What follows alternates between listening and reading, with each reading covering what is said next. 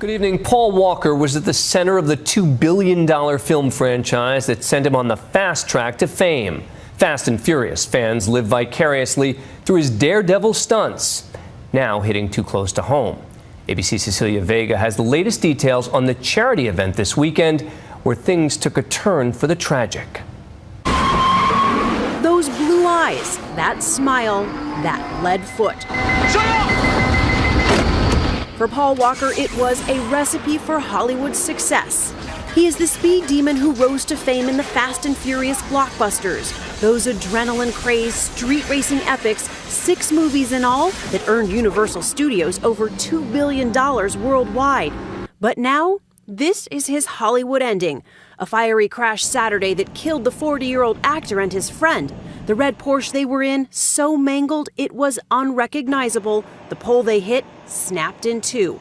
Destruction that looked like it could have been a scene in one of his movies, calling into question the fate of the latest one he was in the middle of filming. Walker didn't just play a fast car junkie on the big screen, he was a self-described adrenaline junkie off-screen too. And then there was his love of cars, as he told Entertainment Tonight in May. What's the fastest you've ever driven? Just under 200. I did 197. I haven't broken 200 yet. And you're trying to? Driving me crazy. Oh yeah, I'll do it. It's the right car. Everything, I have cars that put out plenty of power and everything, but what limits you is aerodynamics. Here he is shredding tires on a racetrack, a member of a Southern California racing team. That love of speed may have caused this. When rescue crews arrived, the fireball was still burning. 2 people dead in this call. One of them is Paul Walker. Witnesses tried to put the fire out too. One of Walker's childhood friends reportedly attempted to pull his body from the burning car. Police had to hold him back. There was nothing. We tried. We went through fire extinguishers. I'm so sorry. Walker, the passenger, and his friend, the driver, Roger Rodas, were pronounced dead at the scene. Police still do not know exactly what caused them to lose control, but authorities now say the car they were in was going very fast. And police are looking for surveillance video like this for clues.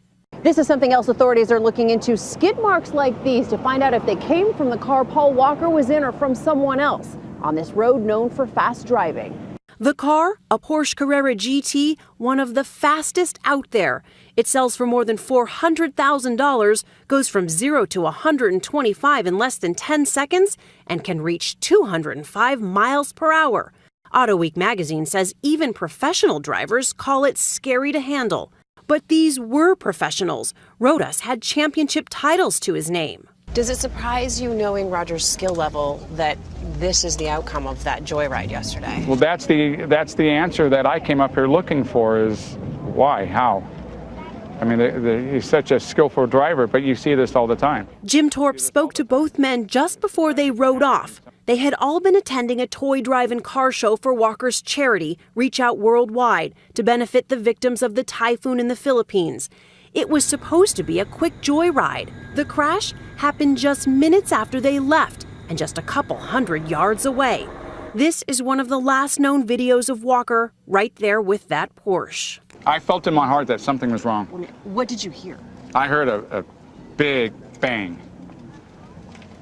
like something had hit something, and obviously it did. And right after, I saw the smoke and I knew. What was the last thing you heard Paul say? I'll be right back. That was the last thing Paul said, is right before they exited the driveway, he looked at some of the guys with the Ferraris and everything else. He goes, hey, I'll be right back in 5 minutes. That was the last words I heard. The coroner still has not positively identified their bodies. They need the dental records first. Fast and Furious catapulted Walker to fame, but the Glendale, California native had a long road to stardom. He modeled as a child, later turning up in the 80s on such sitcoms as Who's the Boss and Charles in Charge. A decade ago, he told Charlie Gibson even he was surprised by his own success. You ever pinch yourself? Yeah, all the time. Why me? Exactly. It's like winning the lottery. That's what it feels like. But I keep winning it. This 2001 interview with The View now seems haunting. To me, driving fast, like taking pride in your car, that's That's what guys do. That's America.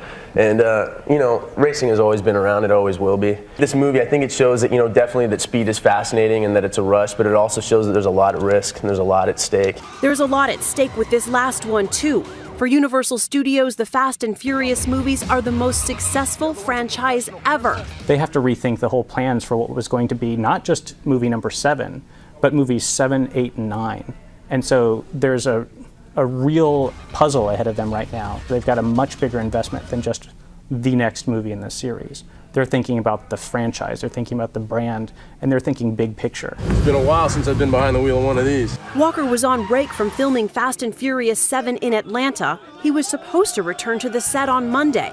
How was that one? He was halfway through shooting the new movie. Universal, the studio behind the film, is just scrambling, trying to figure out what to do. With the Thanksgiving weekend, they were just totally caught off guard.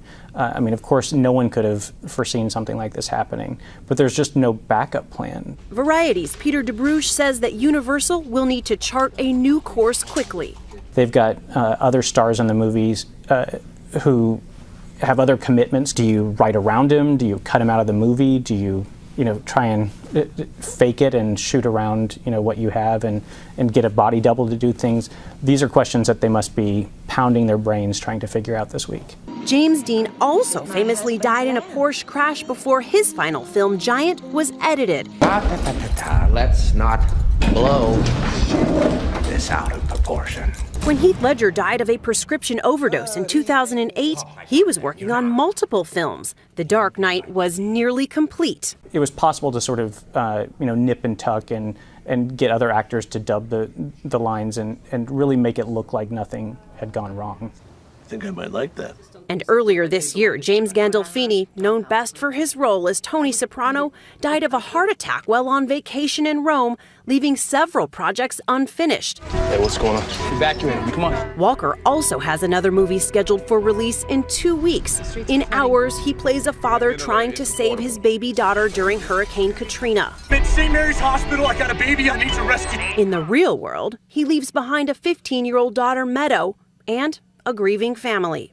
You lost a spirit. You lost a person that